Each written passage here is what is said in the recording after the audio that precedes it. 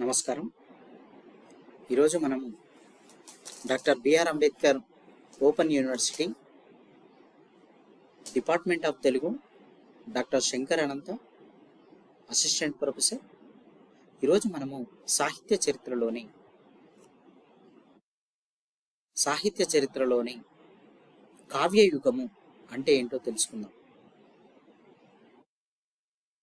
శ్రీనాథుడు, పోతనామాత్యుల యొక్క యుగాన్ని తెలుగు సాహిత్య చరిత్రలో కావ్యయుగము అనేటటువంటి పేరుతో పిలుస్తారు. తెలుగులో మనకు శ్రీనాథుడు అనేక కావ్యాలను రాయడం జరిగింది. మనము కథా కావ్యాలు కూడా వెలువడ్డాయి. ఆ కావ్యయుగ సాహిత్య వికాసం అంటే ఏమిటో మనము తెలుసుకునేటటువంటి ప్రయత్నం చేస్తాము. ఇక కావ్యాలుగా మనకు సాహితీ లోకంలో తనదైన ముద్రను వేసినటువంటి శ్రీనాథుడు తన పేరు మీదనే ఒక యుగాన్ని సృష్టించుకున్నాడు. ఒక యుగాన్ని సృష్టించేంత సాహిత్యాన్ని నిర్మించినాడు శ్రీనాథుడు. తన కావ్యాలలో, అనువాదాలలో ఎంతో ఔచిత్యాన్ని పాటించి అందరి చేత మన్ననలు పొందినటువంటి వాడు. ఎన్నో కావ్యాలు రాసినా కానీ గుర్తింపు ఉన్నా మనకు కొన్ని కావ్యాలు మాత్రమే లభ్యమవుతున్నాయి.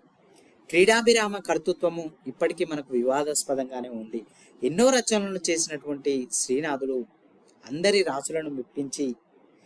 రాజులను మెప్పించినటువంటి శ్రీనాథుడు చివరి వయసులో తనను పోషించేవారు లేక చాలా కష్టాలు అనుభవించినట్లుగా మనకు అతను రాసినటువంటి చాటుల వల్ల తెలుస్తూ ఉంటుంది. అసమాన పాండిత్యంతో కూడినటువంటి శ్రీనాథుని యొక్క రచనల ప్రభావము సమకాలీన తర్వాత సాహిత్యం పైన ఎంతో పడింది అనేటటువంటి విషయము మనకు అర్థమవుతుంది. శ్రీనాథుడు అనగానే అతని రచన గుర్తుకొచ్చేటటువంటి రచనగా మనము చూసేటటువంటిది చిన్నారి పొన్నారి చిరుతకూకటి నాడు రచించితి మరుత్తరాట చరిత్ర, నూనూగు మీసాల నూతన యవ్వనమున శాలివాహన సప్తశతి నడువితిని అనేటటువంటి మనకు పద్యము గుర్తుకు వస్తుంది. అనే విధంగా అనేక రకాలైనటువంటి రచనలు రాసినటువంటి వాడు శ్రీనాథ మహత్యుడు. శ్రీనాథుడు అనగానే గుర్తుకు వచ్చేటటువంటి యుగము కావ్యయుగముగా మనం చూస్తాము. అనేకమైనటువంటి చాటు పద్యాలు రచన చేయడం జరిగింది. అంతేకాకుండా చివరగా ప్రాయమింతకు మిగులకై వాలకుండా కాశికాఖండమును మహాగ్రంథమేను, చివరికి కాశికాఖండం అనేటటువంటి గ్రంథాన్ని కూడా రాయడం జరిగింది. శివరాత్రి మహత్యము, పల్నాటి వీర చరిత్ర, శ్రీనాథుని యొక్క ఎన్నో రకాలైనటువంటి పద్యాలు మనకు చాటువులు మనకు కనబడుతూ ఉంటాయి. ప్రౌఢి పరికింప సంస్కృత భాష ఎన్రు, పలుకు నుడికారమున ఆంధ్ర భాష ఎన్రు, రెవ్వరేమన్ననన్రు నాకేల కొరత, నా కవిత్వంబు నిజము కర్ణాట భాష. ఏమంటున్నాడు?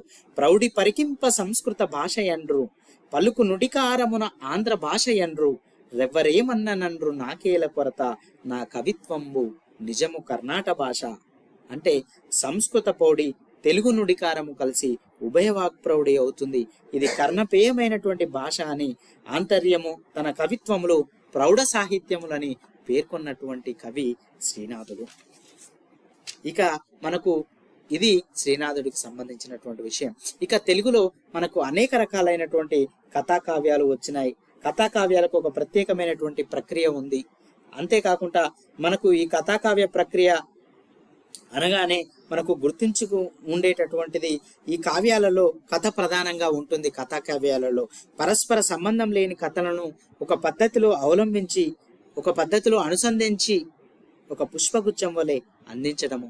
తెలుగు కథాకావ్యాల మాతృకలు చాలా వరకు సంస్కృతంలో ఉన్నాయి.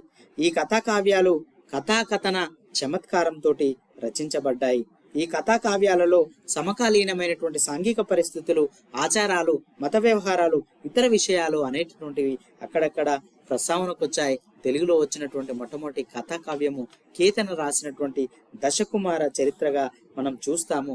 అదేవిధంగా మంచన కేయూరబాహు చరిత్ర, జక్కన విక్రమార్క చరిత్ర, కొరవి గోపరాజు సింహాసన ద్వాత్రింశిక అనంతామాత్యుడు, భోజరాజీయము, గౌరణ, నవనాథ చరిత్ర మొదలైనటువంటి కథాకావ్యాలు మనకు కనబడుతూ ఉంటాయి. ఈ కథాకావ్యాలలో నాటి యొక్క సామాజికమైనటువంటి ఆర్థికమైనటువంటి విశేషాలు మనకు వస్తూ ఉంటాయి. కేతన దశకుమార చరిత్రలో ఆనాటి ఆభరణాల తాలూకు విశేషాలు, వివరాలు లభిస్తాయని ఆరుద్ర యొక్క సమగ్ర సాహిత్యం చెబుతూ ఉంటుంది.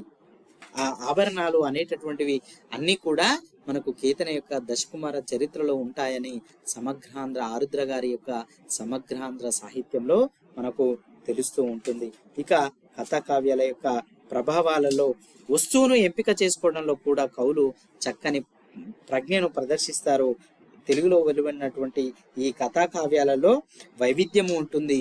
నీతి, సాహసము మొదలైనటువంటి ప్రధాన ఇతివృత్తాలుగా ఈ కథాకావ్యాలలో కనబడుతూ ఉంటాయి. ఇక మరొక రకమైనటువంటి ఈ కావ్యయుగము అనగానే మనకు గుర్తుకొచ్చేటటువంటి గొప్పనైనటువంటి కవి పోతనామాత్యుడు. వరంగల్ జిల్లా బ్రహ్మర అనేటటువంటి గ్రామంలో జన్మించినటువంటి కవి పోతనామాత్యుడు.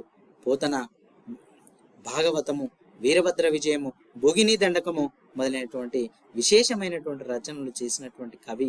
15వ శతాబ్దానికి చెందినటువంటి కవిగా మనకు కనబడుతూ ఉంటాడు.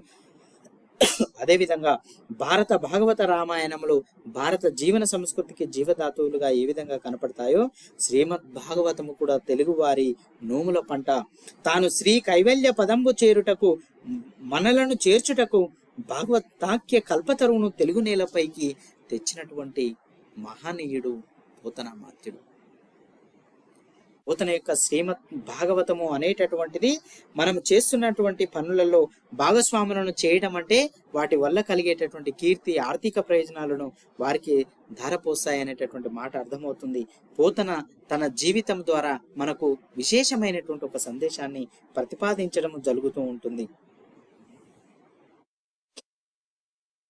శ్రీ కైవల్య పదంబు చేరుటకై చింతించెదన్ లోక రక్షైకారంభకు భక్త పాలన కళా సంరంభకు దానవు ఉద్రేక స్తంభకు కేలిలేల విలసదృగ్జాల సంభూత నానా కంజాత భవాండ కుంభకు మహానందంగా నాడింబకు. వ్యాసుడు రాసినటువంటి సంస్కృత భాగవతాన్ని తిరిగిస్తూ పోతన చెప్పినటువంటి మొట్టమొదటి పద్యం ఇది. ఏమంటున్నాడు? కైవల్య పదము చేరాలన్నదే పోతన యొక్క లక్ష్యము. ఇందుకు భాగవత రచన చేయడాన్ని సాధనా మార్గంగా ఎన్నుకున్నాడు. శ్రీహరి గుణ విశేష కథనం భాగవతంలోని ప్రధాన అంశము. విష్ణువు లోకరక్షకుడు, భక్త జన పాలకుడు, దానవ భంజకుడు, శిష్ట జన రక్షణ, దుష్ట జన శిక్షణ. కృష్ణావతారం ఎత్తి విష్ణువు చేసినటువంటి పనులివి. దేవకి వసుదేవులకు జన్మించి యశోదానందుల ఇంట పెరిగినాడు. శ్రీకృష్ణ స్తుతితో పోతన భాగవతమును ప్రారంభించినాడు. పల్లికెడెద్ది భాగవతమట పలికించు విభుండు రామభద్రుండట నే పలికిన భవహరమగునట పలికెద వేరొండుగాద పలుకగనేల. పలికెడిది భాగవతమట, పలికెడిది భాగవతమట పలికించు విభుండు రామభద్రుండట నే పలికిన భవహరమగునట పలికెద వేరొండు కాద పలుకగనేలా అని పోతన మాత్యుడు మనకు ఒక అద్భుతమైనటువంటి పద్యాల ద్వారా, తేలికైనటువంటి మాటల ద్వారా తెలుగు ప్రజలకు భాగవతాన్ని అందించినాడు. భాగవతము తెలిసి పలుకుట చిత్రంబు శూలికైనా తమ్మి చూలికైనా విబుధ జనుల వలన విన్నంత కల్నంత తెలియ వచ్చినంత తేటపరుతూ. ఇది పోతన యొక్క వినయాన్ని సూచిస్తుంది. తెలుగు సంస్కృత రచనల పట్ల పాఠకుల గల అభిరుచిని గ్రహించిన పోతన తదనుగుణంగా రచన చేసి అందరినీ మెప్పించాలనేటటువంటిది పోతన యొక్క అభిప్రాయం. పోతన ఏమంటున్నాడు? కొందరికి తెనుగు గుణమగు, కొందరికి సంస్కృతంబు గుణమగు, రెండున్ కొందరికి గుణములగు నేనందర మెప్పింత కృతులనయ్యడల్. కొందరికి తెనుగు గుణమగు, కొందరికి సంస్కృతంబు గుణమగు, రెండున్ కొందరికి గుణములగు నేనందరి మెప్పింతు కృతుల నయ్యెడలన్. అంటే నేను అందరినీ మెప్పింది. ఇటు సంస్కృతము ఇటు తెలుగు రెండు భాషల మీద పట్టున్నటువంటి విషయము మనకు చెప్పడము జరుగుతూ ఉంటుంది. పోతన మాత్యుడు, పోతన యొక్క కవితా శైలి కూడా మనకు పోతన యొక్క పద్యాల ద్వారా అతని యొక్క కవితా శైలి మనకు ఇంతింతై ఒటుడింతై అనేటటువంటి పద్యము, నల్లనివాడు పద్మనయనంబులవాడు అనేటటువంటి పద్యము, అలవైకుంఠపురంబులో నగరిలో ఆమూల సౌదంబు అనేటటువంటి పద్యము మొదలైనటువంటి పద్యాలు పోతన యొక్క భక్తి పారవశ్యము అనేటటువంటిది వారి యొక్క పద్యాల ద్వారా మనకు చాలా స్పష్టంగా జరుగుతుంది. పోతన నవవిధ భక్తులను గురించి కూడా రాస్తాడు. శ్రవణం కీర్తనం విష్ణుస్మరణం పాదసేవనం అర్చనం వందనం దాస్యం సఖ్యమాత్మ నివేదనం. భగవంతుని గుణగణాలను చెప్పడం జరుగుతూ ఉంటుంది. శ్రవణం కీర్తనం విష్ణు స్మరణం పాదసేవనం అర్చనం వందనం దాస్యం సఖ్యమాత్మ నివేదనం. భగవంతుని గుణగణాలను తెలియజేయడం జరుగుతుంది. నవవిధ భక్తులు ఏ విధంగా ఉంటాయో అనేటటువంటి మనకు చెప్పడం జరుగుతూ ఉంటుంది. నల్లనివాడు పద్మనయనంబులవాడు కృపారసంబుపై జల్లెడువాడు మౌలి పరిసర్పిత పించమువాడు నవ్వురాజిల్లెడు మోము వాడొకడు చెల్వల మానదనంబు దోచే మల్లియలార మీ పొదల మాటున లేడు గదమ్మ చెప్పరే. గోపికలు శ్రీకృష్ణుని స్మరించడం కనిపిస్తుంది. శ్రవణం జరిగితేనే స్మరణం సిద్ధిస్తుంది. మనసులో స్మరించడం జరిగితేనే పైకి కీర్తించడం సాధ్యమవుతుంది. ఆ విధంగా నల్లనివాడు పద్మనయనంబులవాడు కృపారసంబుపై జల్లెడువాడు మౌలి పరిసర్పిత పించమువాడు నవ్వురాజిల్లెడు మోమువాడొకడు చెల్వల మానదనంబుదోచే ఓ మల్లియలార మీ పొదల మాటున లేడు గదమ్మ చెప్పరే. శ్రీకృష్ణుని యొక్క గుణగణాలు ఎక్కడ ఉన్నాడు, ఎక్కడ దాచుకున్నాడు, ఏ పొదల మాటలో ఉన్నాడు, అడిగలారా చెప్పండి అనేటటువంటి మాట ఈ పద్యపాదం ద్వారా తెలుస్తూ ఉంటుంది. గజేంద్ర మోక్షములో ఉండేటటువంటి ఒక అద్భుతమైన పద్యం. గజేంద్ర మోక్షము ఘట్టంలో మకరి చేత పీడితుడైనటువంటి కరియిల మొర పెట్టుకుంటుంది. ఏనుగు శతాద ప్రయత్నించింది, తన శక్తి సరిపోవడం లేదని భగవంతునికి సమర్పించుకోవటము మినహా మార్గాంతరం లేదని గుర్తించి ఎవ్వనిచే జనించు జగమెవ్వని లోపల నుండు లీనమై ఎవ్వని యందుడిందు పరమేశ్వరుడెవ్వడు మూల కారణంబు ఎవ్వడనాది మధ్య లయడుడెవ్వడు సర్వము తానైన వాడెవ్వడు వాని ఆత్మభవు ఈశ్వరునే శరణంబు వేడెదన్.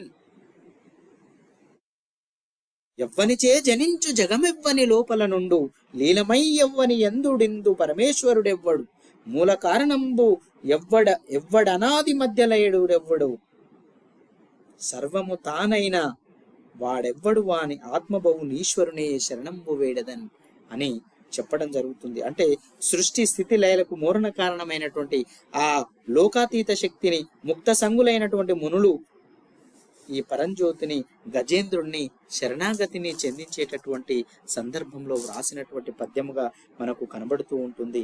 ఇది పోతన భాగవతానికి సంబంధించినటువంటి ఈ విషయంగా మనం చెబుతాము. ఈ విధంగా మనము శ్రీనాథ యుగము, పోతన యుగము, కథాకావ్యాల గురించి మనము ఇక్కడ స్పష్టంగా నేర్చుకోవడం జరిగింది. ధన్యవాదాలు.